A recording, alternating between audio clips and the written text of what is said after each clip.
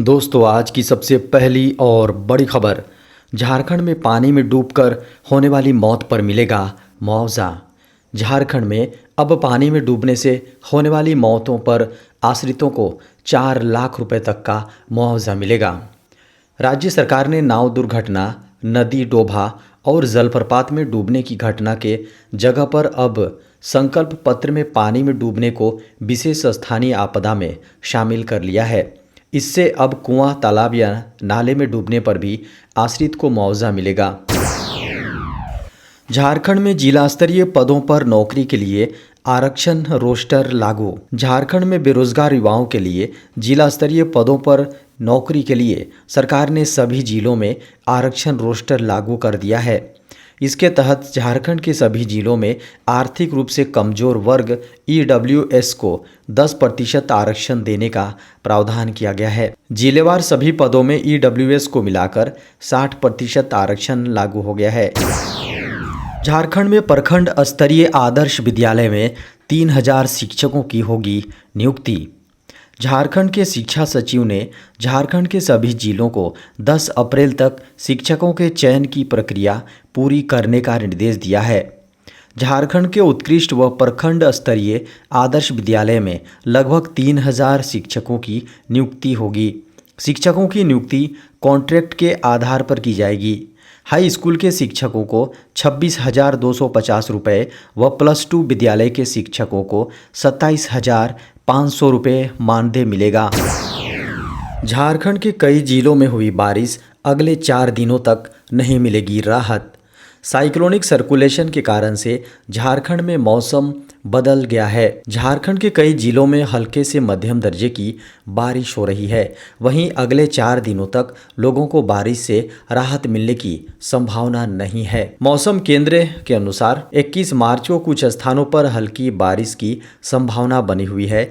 वहीं 22 मार्च को झारखंड के उत्तरी और निकटवर्ती मध्य भागों में कहीं कहीं मेघ गर्जन के साथ हल्की बारिश की संभावना मौसम केंद्र ने व्यक्त की है। वहीं 23 मार्च को आसमान साफ होगा और मौसम शुष्क रहेगा।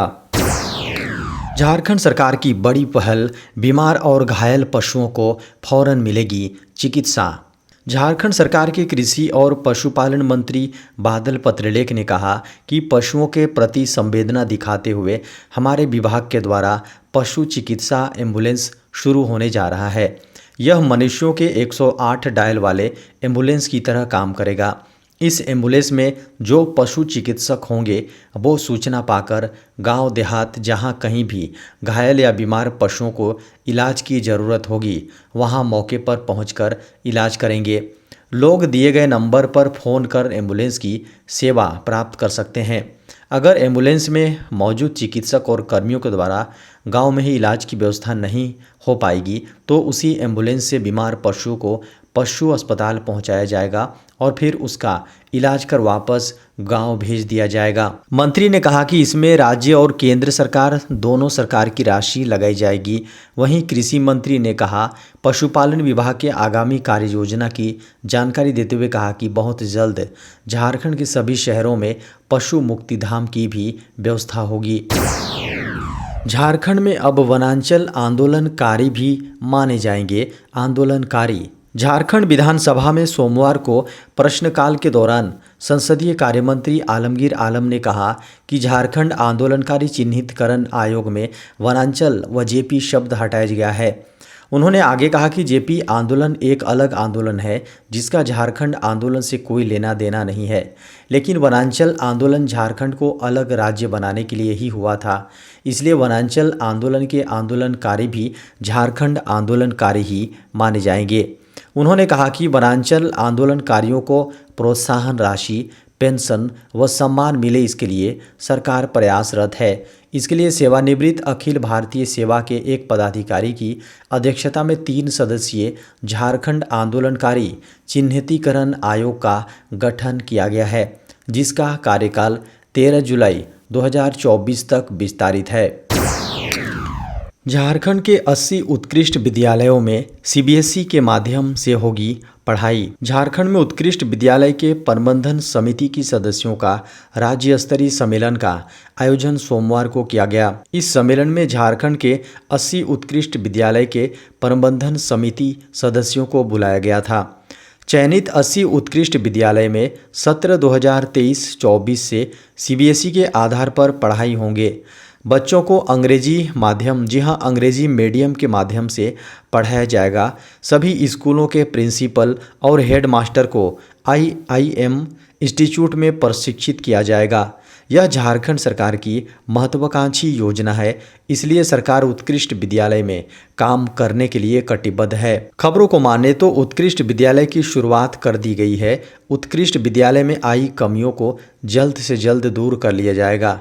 इसके लिए शिक्षकों और विद्यालय प्रबंधन समिति के लोगों से सहयोग की अपील की गई है। वहीं मुख्यमंत्री हेमंत सोरेन ने कहा कि हमारी स्कूली व्यवस्था प्रबंधन समिति के देखरेख में चलती है, इसलिए शिक्षा के विकास में विद्यालय प्रबंधन समिति की जिम्मेदारी सबसे ज़्यादा होती है। देश में पिछले 8 वर्षों में 4,128 करोड़ रुपए की ठगी। डिजिटल भुगतान की बढ़ती लोकप्रियता के बीच इससे जुड़े धोखाधड़ी के मामले भी तेजी से बढ़ रहे हैं। भारतीय रिजर्व बैंक यानी RBI के अनुसार जनवरी 2014 से दिसंबर 2022 के बीच 15 लाख से अधिक मामलों में 4,128 करोड़ रुपए की धोखाधड़ी हुई है। इसमें डेबिट, क्रेडिट कार्ड और इंटरनेट बैंकिंग के मामले शामिल हैं। हालांकि कुछ मामलों की बाद में बैंकों ने जानकारी दी, इसलिए अलग अलग साल में मामले बदलते भी गए हैं। 2014 में कुल 42 मामलों में 2.20 करोड़ रुपए की धोखाधड़ी हुई है। धोखाधड़ी को रोकने के लिए कम से कम 16 सर्कुलर या बैंकों को सलाह देकर कई उपाय किए गए हैं। इसमें उन्हें इस तरह की धोखाधड़ी को रोकने के लिए उपयुक्त कदम उठाने का निर्देश दिया गया है। शक में बिना जांच न ले एंटीबायोटिक दवाएं, बढ़ते संक्रमण के बीच सरकार ने जारी किया संशोधित दिशा निर्देश। देश में पिछले कुछ सप्ताह से कोरोना के मामले बढ़ते मामले को देखते हुए केंद्रीय स्वास्थ्य मंत्रालय ने बीमारी को लेकर संशोधित दिशा निर्देश जारी किया है। इसमें कहा गया है कि एंटीबायोटिक दवाओं का उपयोग तब तक नहीं किया जाना चाहिए जब तक कि जांच से कोरोना संक्रमण होने की पुष्टि नहीं हो। संशोधित दिशा निर्देश में कहा गया है कि दवा लेने से पहले कोरोना संक्रमण के साथ अन्य स्थानिक संक्रमण की संभावना को भी ध्यान में रखा जाना चाहिए। हल्की बीमारी में स्टेरॉयड के इस्तेमाल की सलाह नहीं दी जाती। मंत्रालय ने शारीरिक दूरी बनाए रखने, बंद जगहों पर मास्क के इस्तेमाल, समय समय पर साबुन से हाथ धोने धोते रहने को कहा है। बीमारी के लक्षणों पर नज़र रखने, शरीर के तापमान की जांच कराते रहें और ऑक्सीजन में उतार चढ़ाव पर भी निगरानी रखने की सलाह दी है। दिशा निर्देश में कहा गया है कि अगर किसी को सांस में लेने में तकलीफ हो रही हो तो उसे तुरंत डॉक्टर से संपर्क करना चाहिए। अगर 5 दिन से तेज बुखार और खांसी हो तब भी चिकित्सीय सहायता लेने की सलाह दी गई है। जोखिम वाले लोगों को अत्यधिक सावधानी बरतने को कहा गया है। मध्यम या गंभीर रोग के बढ़ने का खतरा हो तो रेमडेसिविर दवा 5 दिन तक लेने की सलाह दी गई है।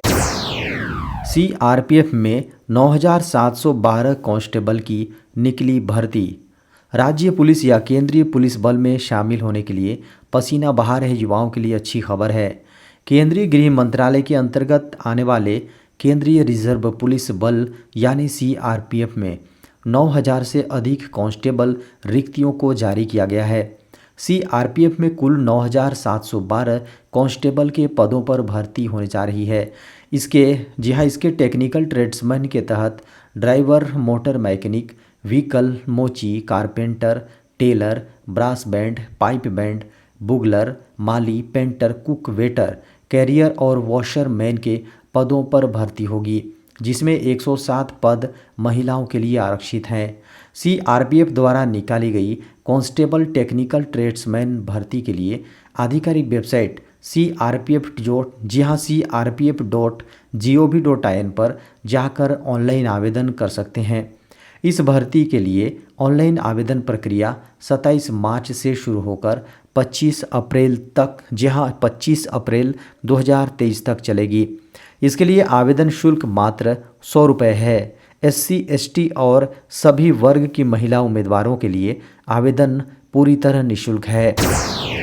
7वीं और 8वां वेतन आयोग को लेकर नया अपडेट। केंद्र सरकार के कर्मचारियों को DA में वृद्धि और फिटमेंट फैक्टर पर बड़े ऐलान की घोषणा का इंतजार है।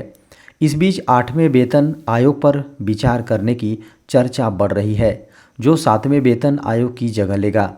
भले ही 8वें वेतन आयोग पर कोई आधिकारिक घोषणा नहीं हुई है, लेकिन हालिया रिपोर्टों में दावा किया गया है कि जल्द केंद्र सरकार इस पर काम शुरू कर सकता है और 2024 में इसकी घोषणा कर सकता है। खबरों को माने तो 8वां वेतन आयोग 2024 में पेश किया जा सकता है और इसे 2 साल बाद यानी 2026 में लागू किया जा सकता है। DNA की एक रिपोर्ट के अनुसार सरकार जल्द 8वां वेतन आयोग गठित करने की योजना बना रही है। हालांकि सरकार की ओर से अभी इसकी पुष्टि नहीं की गई है। खबरों को माने तो आमतौर पर सरकारी कर्मचारियों के लिए वेतन आयोग के नियमों को हर 10 साल में संशोधित किया जाता है। 5वें, 6वें और 7वें वेतन आयोग के कार्यान्वयन के दौरान भी यही पैटर्न देखा गया था।